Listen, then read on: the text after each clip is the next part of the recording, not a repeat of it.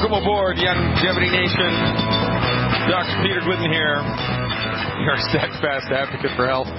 Welcome aboard. Hey, just back from the Longevity Leadership Summit in Las Vegas, Nevada. 1,100 people, 1,100 plus, between 11 and 1,200 people were there. Awesome 3-day event, which begs the question, where were you? And why have you not yet jumped on the longevity train? Put your ear to the ground.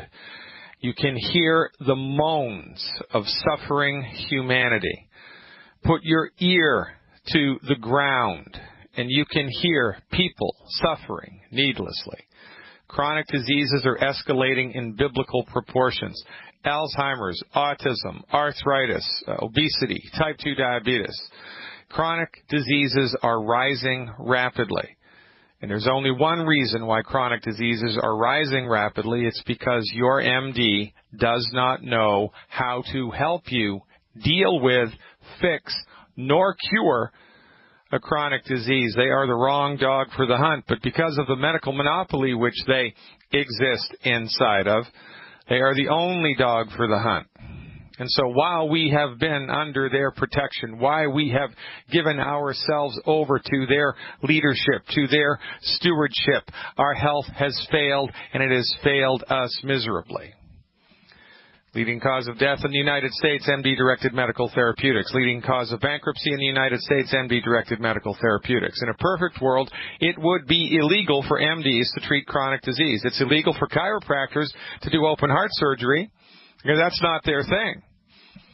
Well, it should be illegal for MDs to do anything having to do with anything other than drugs or anything other than surgery, trauma care, or a handful of infectious diseases, because that's the only realm of medicine that they get it right. But it's good to be king. When you are the king, you can do whatever you want, and even though you suck at being the king, even though your subjects die, even though your people starve to death, you're still the king, because, hey, nobody's going to kick the king out. So this is our raison d'etre. This is why I exist. This is why this radio program exists. And this is why longevity exists, to ring this bell, to shine this light, to pull back this bushel and just let it all hang out, baby.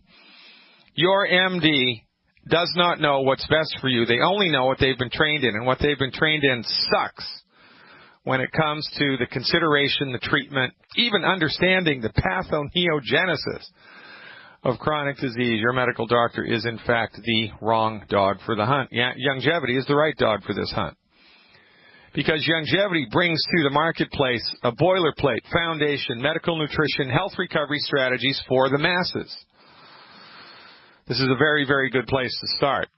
Longevity's recipes, nutritional supplement formulations, are informed by tens of millions of dollars of federally funded research, tens of thousands of autopsies, and millions of blood chemistries and histopathologies, on top of which are over 30 years of clinical work by the world's leading physician on medical nutrition, the physician who wrote the book on medical nutrition, Dr. Joel Wallach.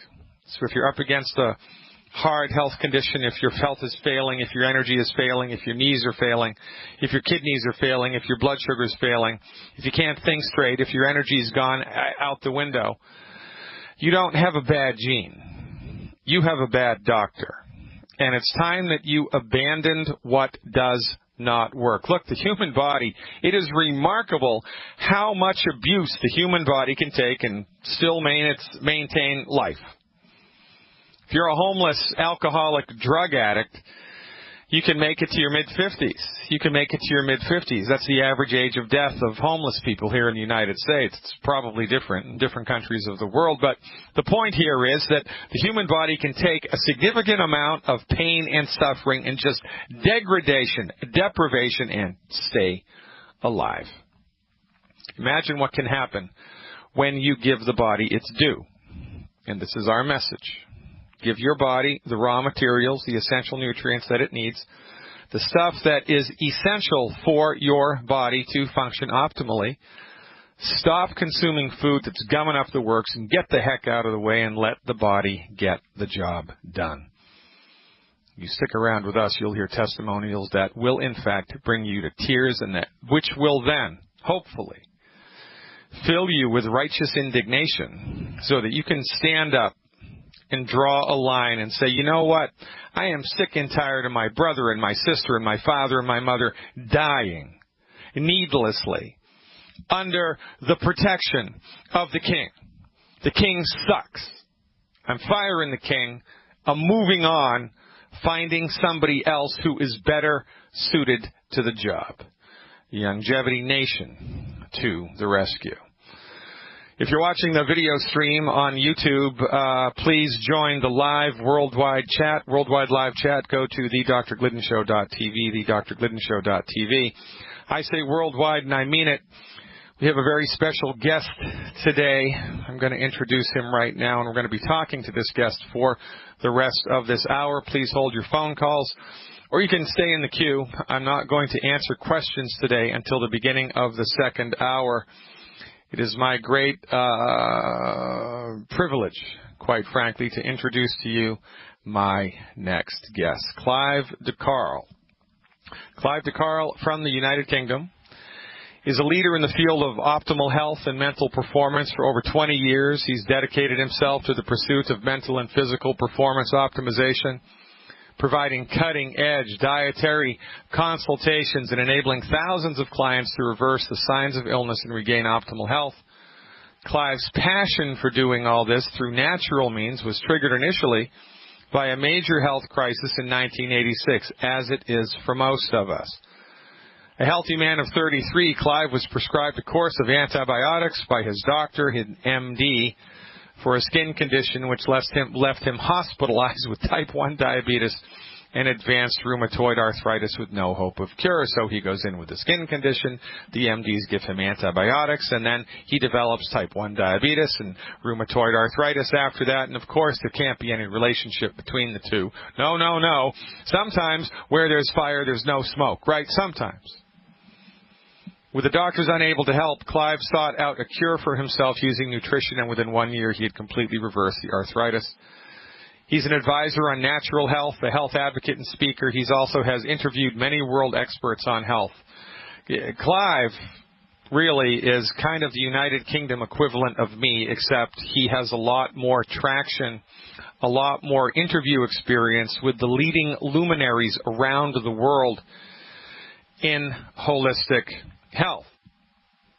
He also is the host of a UK TV series, The Health Revolution. It is my great honor and privilege to introduce to the listening audience Mr. Clive DeCarl. Clive, welcome aboard.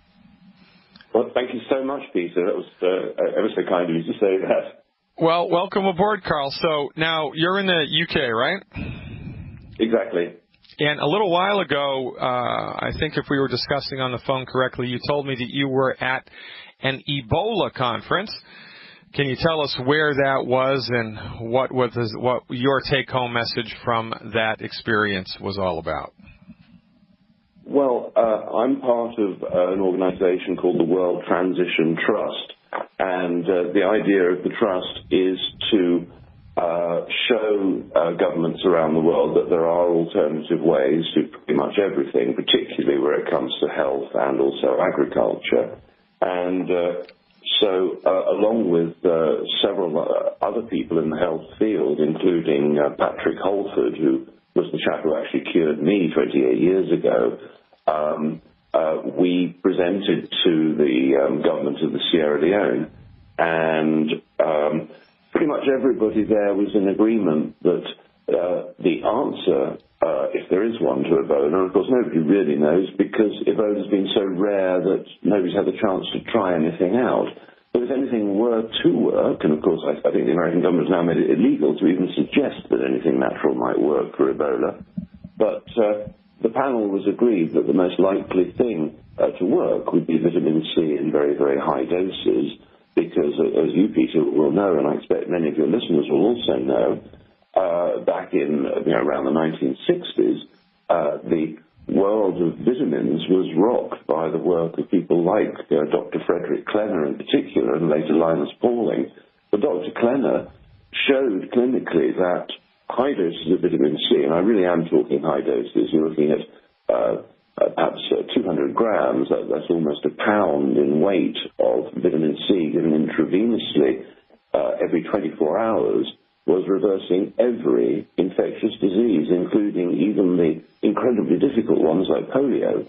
He was reversing every disease that currently a vaccine is being given for. Of course, he couldn't try Ebola because it hadn't been invented then. It's quite remarkable, actually. And, of course, Linus Pauling went on to work with Abram Hoffer, and they published numerous studies which proved academically that vitamin C specifically, and niacin and a few other vitamin supplements delivered in large therapeutic doses had a dramatically positive improvement in the recovery of cancer patients who had been treated with chemo and radiation. I mean, it was de facto. It's academic. It's in the research paper, and it's a done deal.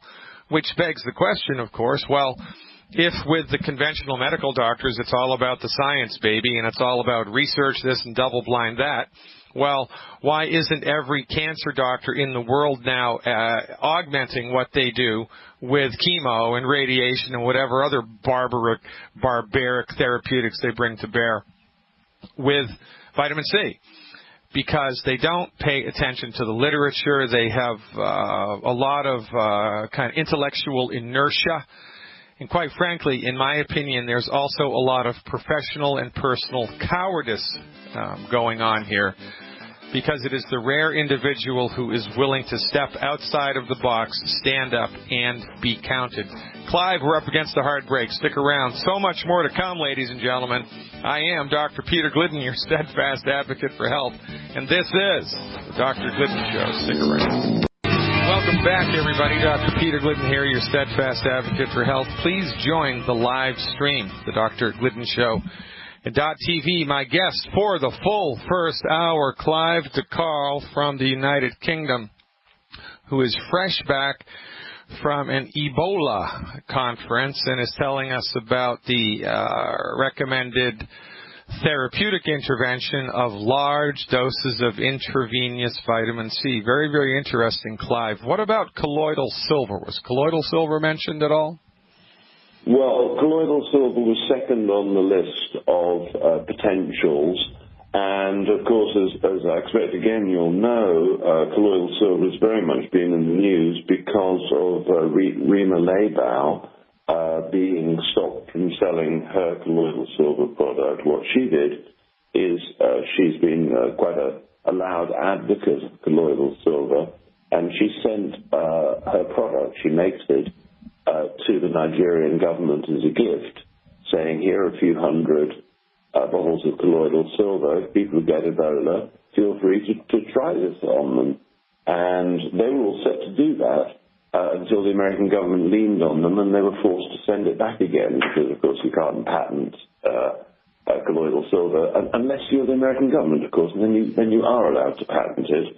I looked at one point, the Alex Jones show had a sponsor, an American company selling colloidal silver, and Len Horowitz used to be the sponsor, then overnight this other company took over, and I looked up the other company. They claimed they had a novel way of producing nanosilver, so I got out the patent, about 100 pages, and started looking at it, and lo and behold, this is the only FDA-approved colloidal silver that's ever been allowed, and it's owned jointly between the Department of Homeland Security and the American government. So there's very, very strange things going on in the world of colloidal silver and Ebola. The thing is about Ebola that if it's as infectious as they say, and it was discovered in, I think, 1976, why has it taken this long to get out there? If it's as infectious as they say, surely it should have infected the entire world years ago. I'm not at all sure that what we're looking at is what they say it is. The test for Ebola, just like the test for AIDS, has a great inaccuracy rate. So many of the people who were diagnosed with AIDS didn't have anything of the sort. And a similar thing may well be going on with Ebola, because there is a it's not as though they're looking at the live virus with their test. It's not as though they're looking for antibodies with their test. They're actually looking for antigens, like it's a third level down of testing. And because it has an error rate, if there's some false positives, well, there may, who knows what's really going on. My personal opinion, for what it's worth, is that it may turn out that a large percentage of the people with what they say is Ebola may perhaps have been vaccinated prior with something. Well, it's Lyme disease all over again, right? The next iteration of Lyme disease, of course. Lyme disease didn't show up at all, ever. No recorded cases of Lyme disease until the mid-'70s. And the first recorded case of Lyme disease, of course, 9 miles as the crow flies from Plum Island in Long Island Sound, where there was a government-sponsored research facility doing research on tick-borne diseases. 2 years after Lyme disease reached epidemic proportions in New England, the Center for Disease Control in the United States outlawed the only objective laboratory test which conclusively had very, very high degrees of sensitivity and specificity regarding the ability to diagnose Lyme disease. The CDC said, oh no, you can look at every other test you want for Lyme disease, but not that test. You can't look at that test. And here we are, 45 years later with something else in the water. Ladies and gentlemen, knowledge is power. Being forewarned is being forearmed. And, Louis Pasteur on his deathbed said, I was wrong. It's not the bug, it's the terrain, meaning all of this research on, warfare against the virus, warfare against the bacteria, warfare against the microbe is ultimately a dead end, as we are seeing now with all the great preponderance of antibiotic-resistant bacterial infections in the world. And a better way, perhaps, at least the way that Louis Pasteur and his colleague Beauchamp back in the day declared, it's much better to make the host healthy.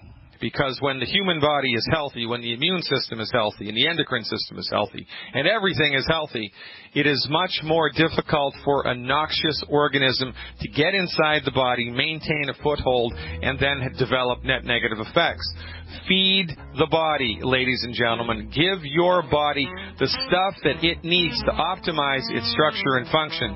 Stop eating food that's crapping up the works. Get out of the way and let the body get to work. We're talking about cancer with Clive when we come back. Stick around. And we're back, ladies and gentlemen. Dr. Peter Glidden here, your steadfast advocate for health, welcoming you back to another live edition of the Dr. Glidden Show.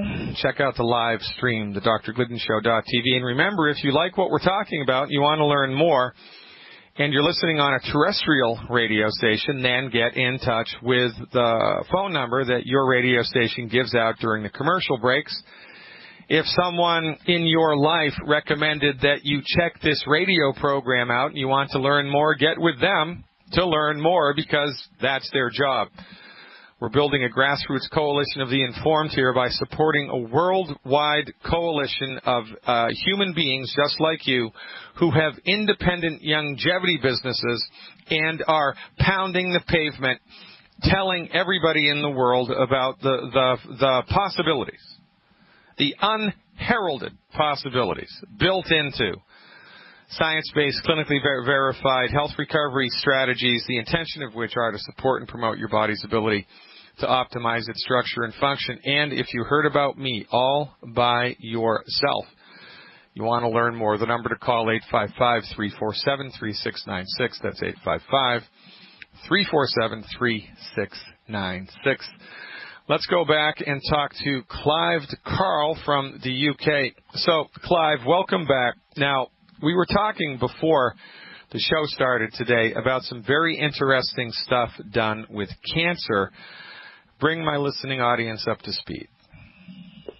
Well, I should say that the first time I really encountered cancer firsthand was my father's best friend, and he got cancer the second time some 26 years ago, and he happened to have read about Linus Pauling and vitamin C, and he actually found him in the telephone directory, and the man answered the phone, and he explained that he'd got kidney cancer for the second time, and he'd be given 6 weeks to live. What should he do? And Linus Pauling said, build up as fast as you can to 25 grams of vitamin C.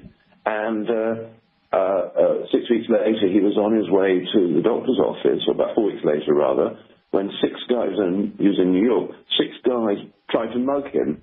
And because he hadn't been taking the chemo, he was still fit and well and fine. And they wanted his watch and his wallet, and he was determined not to let them have it. And they ran away because of this madman attacking them. He arrives at the doctor's office. The doctor says, well, I don't know what you've been doing right, but your cancer's completely disappeared. And he only died a couple of years ago. When he did die, it wasn't from cancer. So I saw the power of vitamin C then, and while things have got worse from the perspective that I don't think 25 grams of vitamin C might be enough these days because we've got so many more toxins and problems to deal with. But nevertheless, as we were saying before, high dose vitamin C is capable of having a tremendous return of health to everybody. But one of the primary things we were telling, by the way, to the Ebola at the Ebola conference, we also spoke with the health minister from Uganda and various others, is exactly what you were saying. It's not the virus you've got to be scared of, it's malnutrition. The fact that your people are so weak that their bodies can't support a healthy immune system. So in answer to that, and in answer to your question about cancer, one of the most exciting things I've ever come across in my whole career is something called GCMAF, GCMAF. Now, F like Frank. I'm sorry, I couldn't hear that. Is that F like Frank or S like Sam? Yeah, F like Frank. Very good. GCMAF. Now, your liver makes a GC protein, and that can make GCMAF. But if you have a virus or a cell issue like cancer, then that puts out an enzyme called nagalase, which tries to turn off your GCMAF. Now, you don't have much GCMAF in your body to start with. You only have 1 billionth of a gram. Anyway, 24 years ago, the understanding of GCMAF, nagalase, GC protein was understood, and they started taking GCMAF from human blood or milk and extracting the absolute pure GCMAF. And while you only need 1 billionth of a gram, to be on the safe side, they started injecting 2 billionths of a gram. And people started getting better, and they started getting better fast. What actually happens is that it basically, if you like, turns on the body's ability to properly use vitamin D. And so it's necessary to take vitamin D at the same time as GCMAF. And the results they're getting are absolutely stupendous. And I'm quoting the company here. They have clinics in Switzerland and Germany. And obviously, as you know, the quality of medicine in Switzerland and Germany is very, very high. The clinics in Switzerland and Germany are, on average, reducing tumour sizes by 25% each week. Now, nothing comes close to that. In some cases, they're reducing tumour sizes by 40% in a week. That is pretty incredible. But because it's turning the human immune system back on again, it's not just cancer that it's having results with. And remember, it's 24 years now. This is one of the biggest, most covered up things I've ever discovered. Well, I think the most covered up that I've ever discovered. Basically, it is 25% successful with autism. Now, I've got a client whose daughter is about 20, the most severely autistic child I've ever met. I had no idea how frightening and how terrible autism could be until I met this poor girl. And we've tried everything. We've tried probiotics, we've tried diet, we've tried supplements, we've tried everything you can imagine and more. Nothing's ever worked until she tried GCMAF.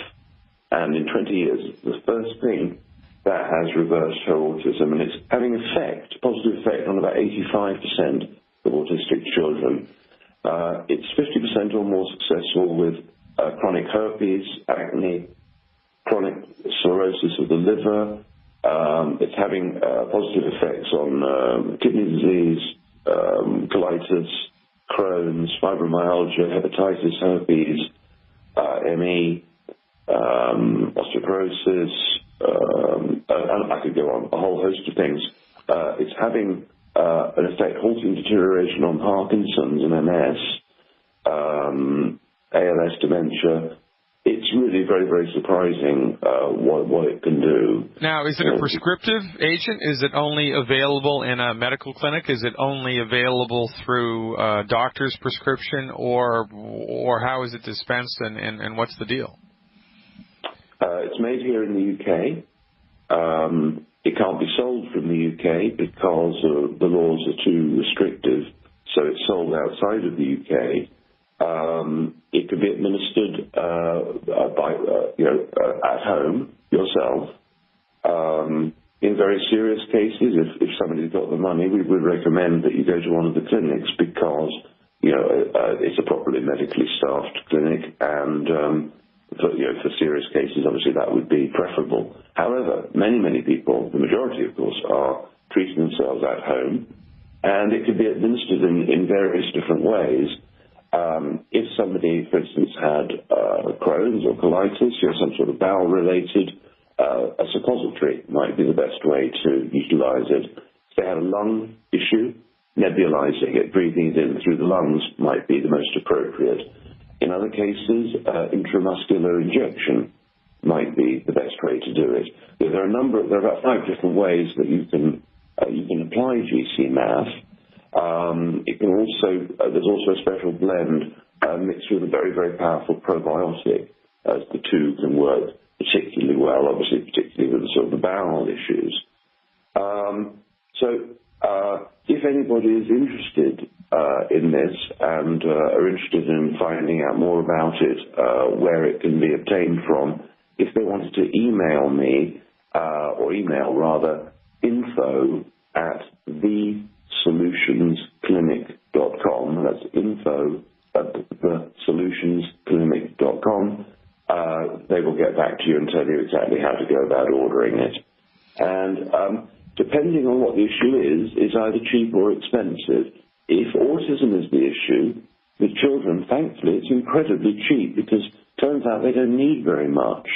So you're looking at, it's still not cheap, but possibly a couple of $100 a month might be all you need for a young autistic child. For the more, really the more serious the issue is, you tend to need more of it. Most people might want to take it until the problem is fixed, but fixing the problem is usually very, very rapid. Literally, it starts working in minutes, and usually, within a week, people are noticing reactions, sometimes 3 weeks, but it's, people notice it start very, very fast indeed, and it has about 10 actions at once. It's not just doing one thing, it's doing a host of different things. It's eradicating inflammation, infections, it's doing all sorts of different actions. So one might need to want to take it 10 weeks after the apparent cure has taken place to make sure that everything is now back in place. Give us that email once more, Clive. Give me that email once more. Yes, info at thesolutionsclinic.com. And if anybody needs me directly, they can contact me at clivedeccarl@gmail.com. That's Clark, CliveDeCarle @gmail.com. Fantastic stuff, Clive. Now, I'm interested in your friend's autistic daughter. So since she's been taking the GC-MAF, how much better would you say that she's become? Has there been a 10% improvement, a 90% improvement? Well, I mean, what's going on there specifically?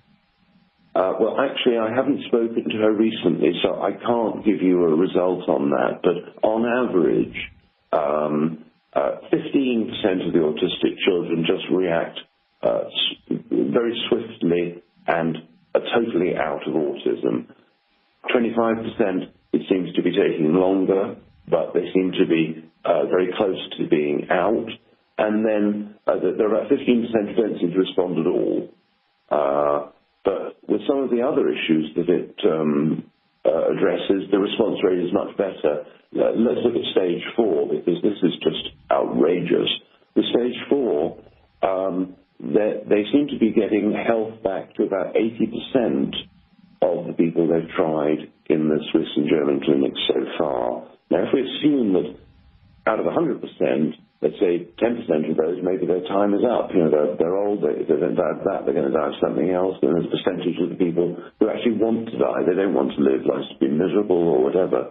I would say that 80% is pretty much akin in reality to almost 100%, which is just stunning, really. Well, quite frankly, it beats a poke in the eye with a sharp stick, and this is why we do what we do, ladies and gentlemen, because, the way that the world is right now, the therapeutics which are effective, the therapeutics which are generating results, most of the time are outside of the mainstream. And we can talk for hours at a time and, on collusion and conspiracy theories and this, that, or the other thing. And who really knows what's going on behind the scenes, right? Who really knows?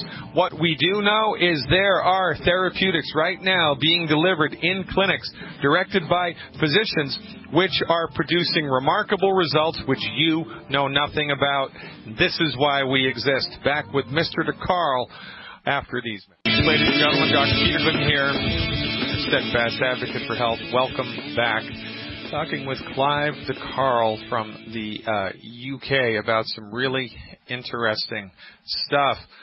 The beat goes on here, suppression of information, and if it's not actively suppressed, at least it's not encouraged. And now you would consider that if you were a human being who went to school 16 years of education and training in which purportedly you were dedicating yourself to helping human beings to rise up, helping to end human suffering. And you had access, you saw patients that actually were recovering, tumor masses shrinking, autistic behavior disappearing, people improving through methods that were not taught to you, through methods which were outside of your ken and yet delivered in clinical settings. You would think that the human being in you would rise up and say, hey, ladies and gentlemen, boys and girls, let's talk around this fire. Let's talk about this. Let's move this conversation forward. But this does not happen. There's only a handful of clinics led by very courageous people all around the world who are forwarding this message. And quite frankly, it's a crying shame, but, thank God for people like Mr. Clive DeCarl, and there's his email, clivedeccarl@gmail.com. So, Clive, in the last 3.5 minutes, what do you see trending right now in, the world of health besides Ebola and GMAF? Is there anything else that from your particular perspective is percolating to the top? Come in, Clive. There we go. I think the most damaging, I believe, is stress, because the biggest weapon that's being used against us is fear.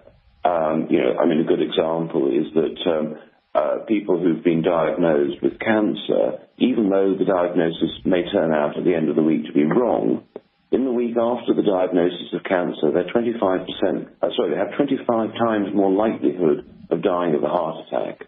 So just the thought that you have cancer, even if it wasn't true and turned out to be wrong, you're 25 times more likely to die of a heart attack.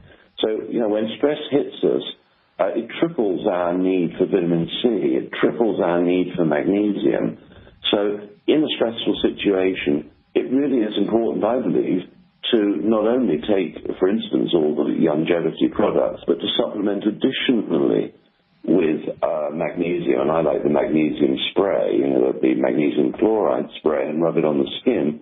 And I think particularly if you feel that infectious disease might be around the corner, to at the very least, say, take 3 grams of vitamin C. If you really want to do yourself a favor, try life on 10 grams of vitamin C every day for a while and see what happens.